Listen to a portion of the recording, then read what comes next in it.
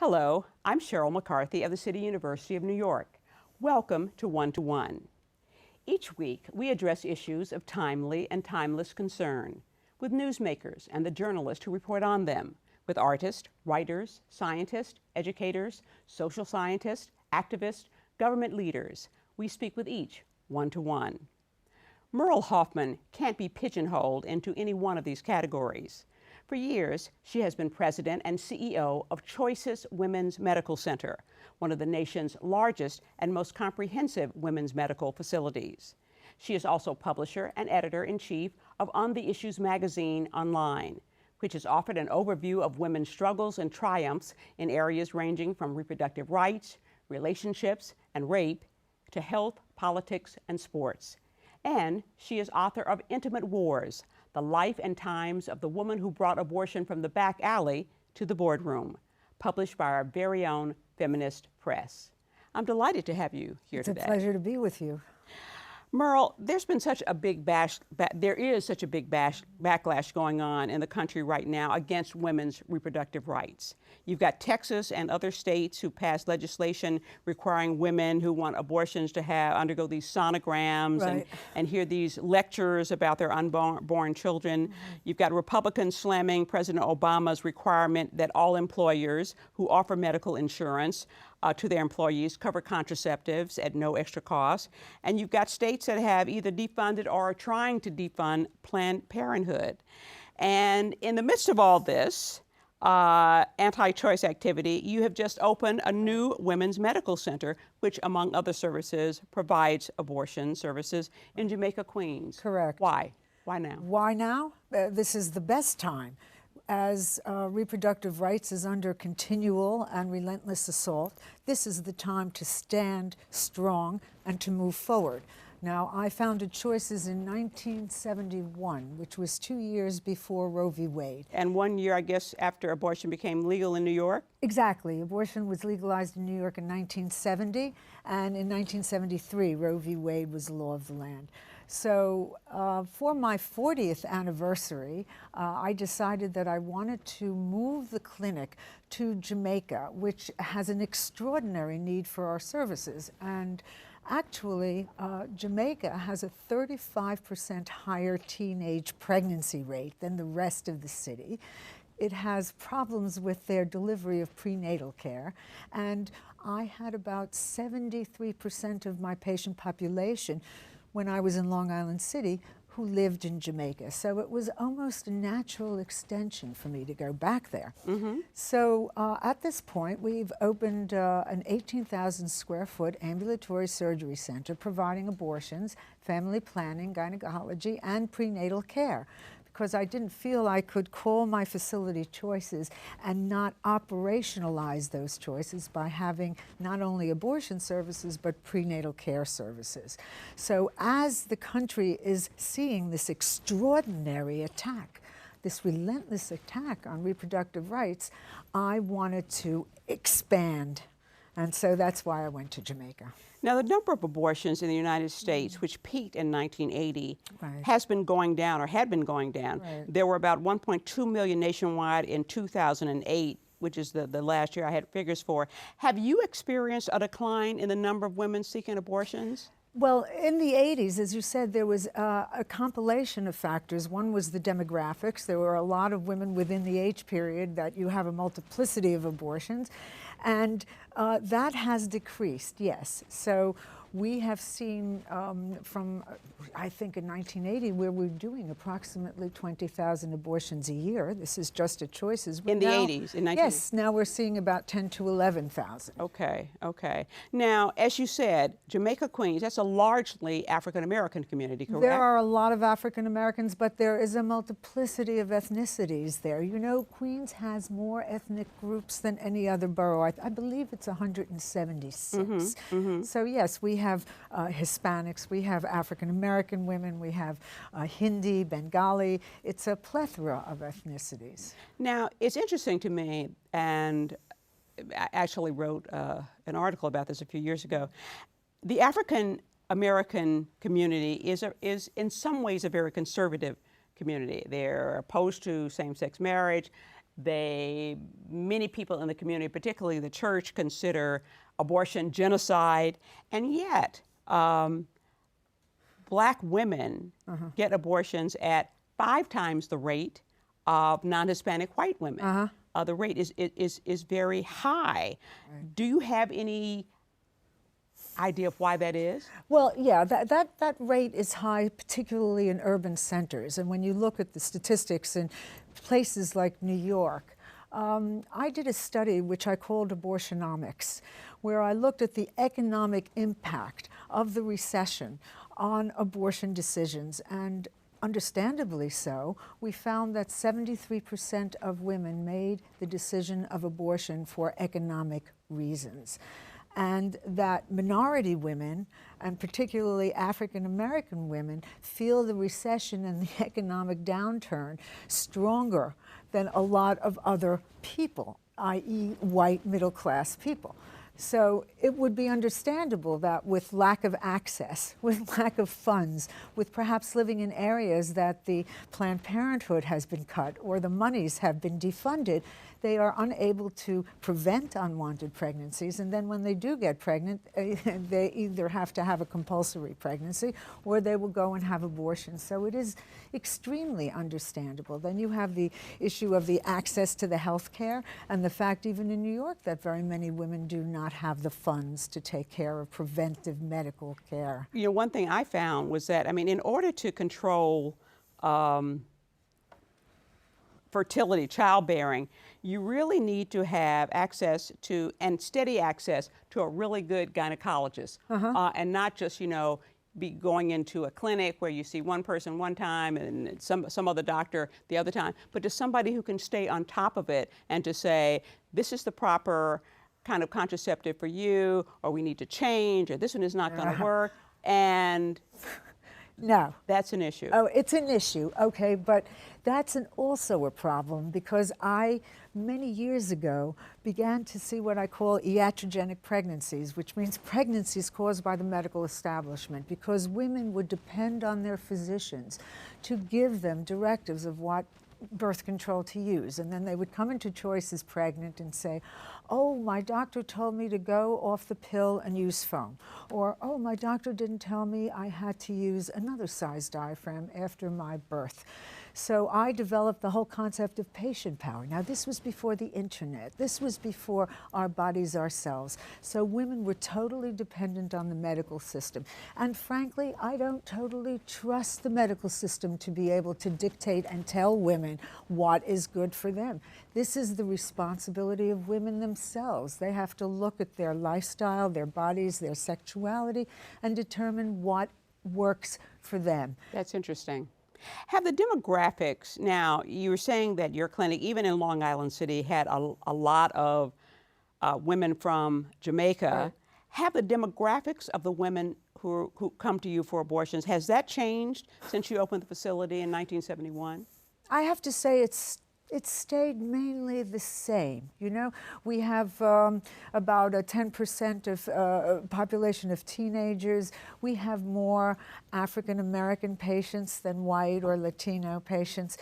You know, with the differential in the amount of patients, the reasons and the ethnicities have stayed basically the same. There are about, I think 87% of the counties in the United States have no abortion providers. Do you see women coming from elsewhere in the country to get abortions that they can't get at home? Sheryl, it's now 92% have no abortions providers. And yes, we see patients from other states, particularly for late-term abortions. And I gave a press conference at the National Press Club in Washington and was very attacked for saying this, but I firmly believe that there will be and are slave states and free states. And the free states will be states like New York, where women can exercise their constitutional right to have a pregnancy terminated or not, and states like Texas or Dakota, where there are absolutely no abortion providers. So there will be women coming to the free states to access services. And I really want to make that point, that the right to reproductive freedom is a fundamental human and civil right for women. and that without the right to determine when and whether or not we are going to be mothers, our freedoms or our equality stand on brittle glass. It's been a while, it seems, since we've read about bombings at abortion clinics or any abortion providers, meaning doctors, being murdered. And one doesn't see the Operation Rescue people standing outside abortion clinics carrying the little casket with the fetus. I don't know if it was a real fetus or not. That was baby Elizabeth, yeah. Okay, you don't see that the way you used to see that, say, in the 1980s, people holding signs calling you murderers. But do you get demonstrators? Has there been any backlash against your facility? You know, I mean, the first day I opened, and I came in on a Saturday, and there was an extraordinarily violent, visually violent demonstration. They had posters about this high, this wide, with fetal parts and swastikas on them, and the whole business of this is choice, you know, the connection of the Holocaust with women making a decision for abortion. And then, you know, they do that. They compare abortion and reproductive freedom with the Holocaust, and then they compare it with slavery. So I have people outside of choices saying to black women, you are desecrating the legacy of Martin Luther King. You see, so it hasn't changed. They are there. There's certainly there's a nun who's been praying for you for a long time. Yes, that's Sister Dorothy. She's been outside of Choices for 15 years. She prays for my soul, and you know, we have small conversations. I always sort of say, well, it can't hurt. I don't know whether it'll. So she's praying. She's been praying for my soul, and gives me books of philosophy because she knows I love to read them. Okay. We're going to take a short break. Then we'll be back with more with Merle Hoffman, CEO and President of Choices Women's Medical Center, after this message.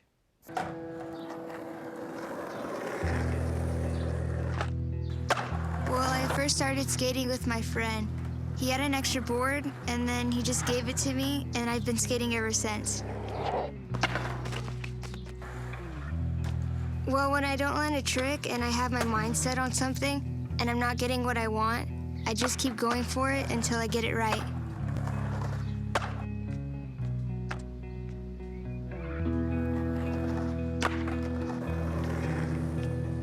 My mom, she didn't go to college, so she wants me to experience that whole thing, and so I could end up getting like a good job.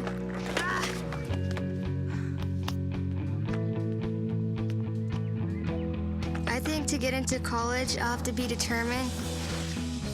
Just like when I want to get a new trick, and skating's helped me realize I've got what it takes.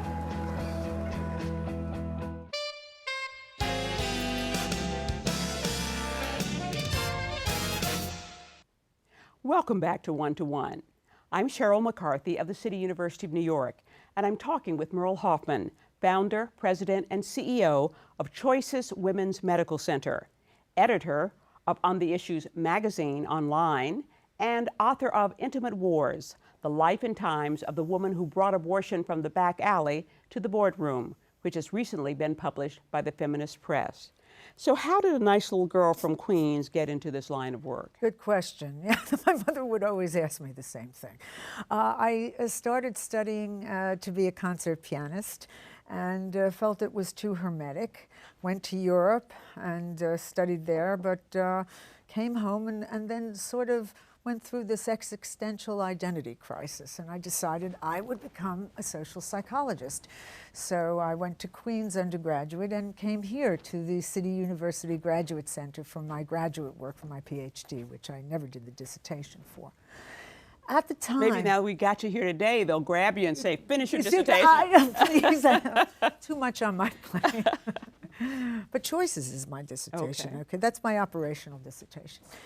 At any rate, I had to take 3 jobs to put myself through school. One of them was with a physician in Queens who was part of HIP, the health insurance plan, who was very progressive. And I was working as a medical assistant when the abortion law changed in New York. And he and a colleague of his wanted to provide abortion services to HIP subscribers, female subscribers. So he started a very small service in Flushing, Queens, and asked me if I would be interested, and I was totally apolitical. I really wasn't following this. I wasn't interested in it. I was either practicing or reading philosophy or studying psychology. And I said, sure, because, I always love adventure and risk, and this seemed something totally new in the world. And then the first patient that came to me was what motivated me and catalyzed me for my life's work. She came from New Jersey because abortion was still illegal in New Jersey. She was white, she was married, and she had one child. And she couldn't afford another child. And she came to Flushing, and somebody said, go counsel her, and there was no such thing as abortion counseling because abortion was an entirely new world. I mean, you have to think about it.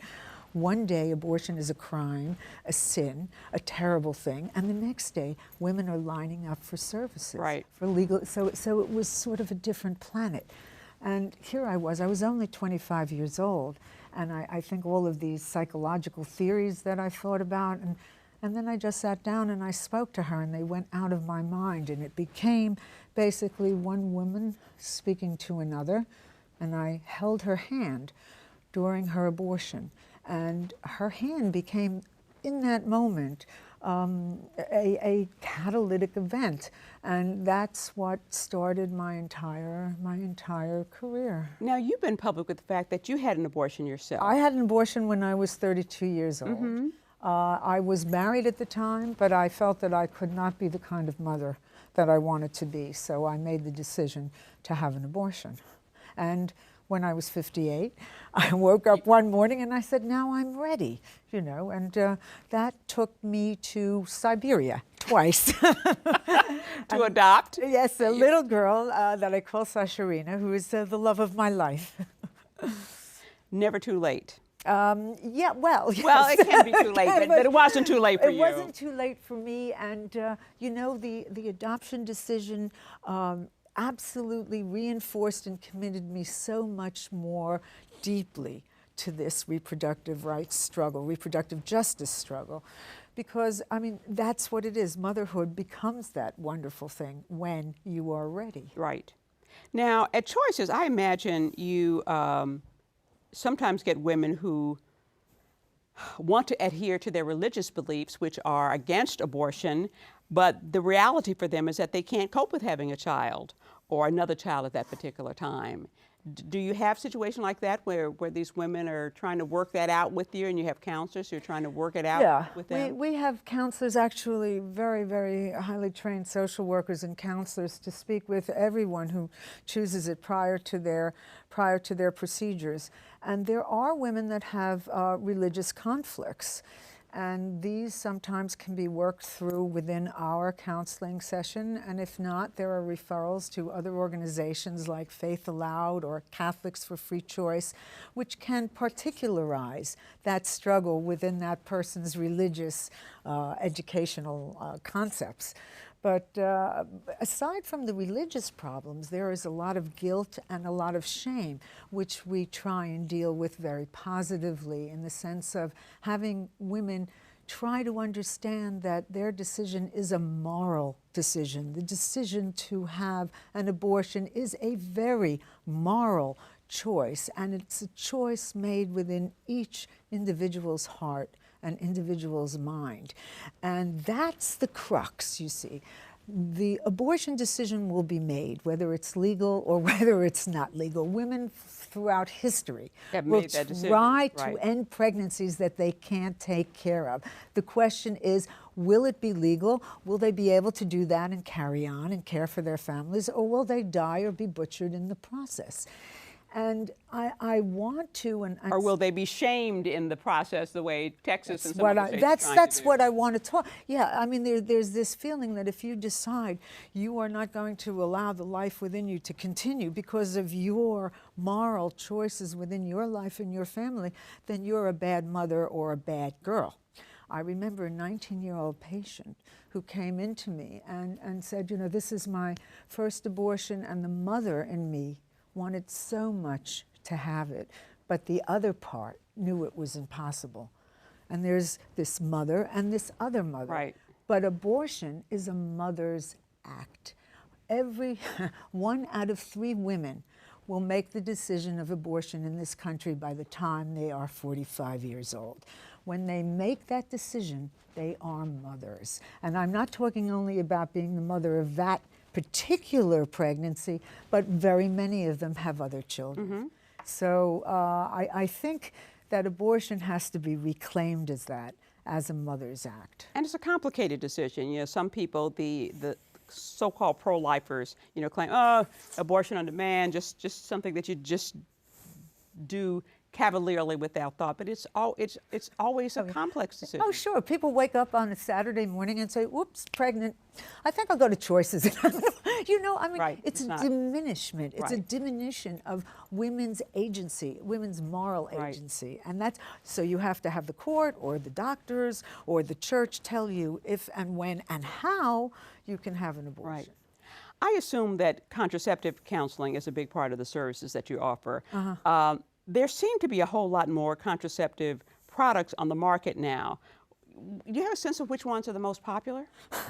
No, but, well, it depends, and I call the decision an ESP decision: effectiveness, safety, and personality. Each woman, and that's why I say a doctor can't dictate what's best for you. If the doctor said use a diaphragm and you keep it in your drawer, I mean, what good is that? If they say, well, take pills and you're not good about remembering or you don't like to take them, that's going to be a problem too. So yes, there have been some new methods, Depo-Provera, which is sometimes popular with young women who don't want to continue to come back or take pills.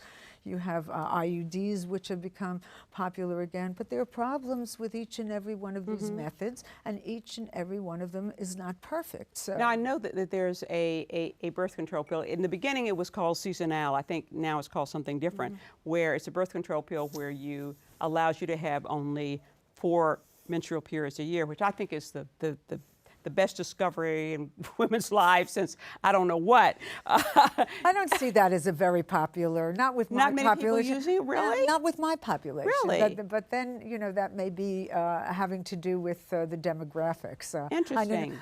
There are a lot more women who are now using RU486, which is the chemical abortion. You Okay. know, they're deciding for that. You know, whenever they start to talk about a male contraception, a lot of the women said, well, I don't know whether I trust any man who said they took Although them. I think women, I think you should have a male contraceptive so that men can protect themselves from unwanted pregnancies. you know, because, you know, sometimes they just get pulled into it. They just sort of protect themselves from paying for pregnancy. Right. What they protect themselves pretty well from. The You know, funding, child support. The funding for your facility, is it totally private? Is there any kind of... Totally private. Okay. And, you know, I'm very comfortable with that. I don't have to go out and raise money. I don't have to depend on government funding or the politics of that. Yes, it's private. We accept all insurances and Medicaid, so that's... I've survived on the good work and the women who come to me. What if Mitt Romney gets elected in November? Are you going to My God, I'm going shoot yourself in the head? What is going to happen? Oh, no. I wouldn't take that pleasure away from all my enemies. No, I'm not shooting myself. I'm personally going to continue to fight and to struggle and stand strong. I think we're going to have a lot of challenges. There's going to be more obstructionist laws, especially if the Congress goes Republican. It's going to be very difficult for a lot of women. So I do hope that people get activated within this election cycle. But there are some, there is some good news. We talked about the teenage pregnancy has been on the decline since the 90s. I think primarily because more teenagers are using birth control and using effective, forms of birth control. And as you said, the overall number of abortions has been declining, which is all a good thing. So yeah, but we don't know the number of women who have had pregnancies and children that they don't want to because they haven't been able to access services. The only good thing in my mind is when every woman will be able to make the decision in safety and within the confines of her conscience and her own moral judgments and not have the government involved. They want small government. Romney wants to make it small enough to fit into a woman's uterus. Right. I don't want them there. Right. So whatever their decisions are, right. that's fine for right. me. So clearly, there's some challenges ahead. You know, whoever is elected president, I they're think going so. to be. I think so. We're out of time, and you know, unfortunately, we're not going to be able to discuss on the issuesmagazine.com, but you can go online and read it for yourself. I want to thank Merle Hoffman, the founder, president, and CEO of Choices Women's Medical Center, and author of Intimate Wars: The Life and Times of the Woman Who Brought Abortion from the Back Alley to the Boardroom. And if that wasn't enough, she's publisher and editor-in-chief of On the Issues magazine. For the City University and for One to One, I'm Sheryl McCarthy.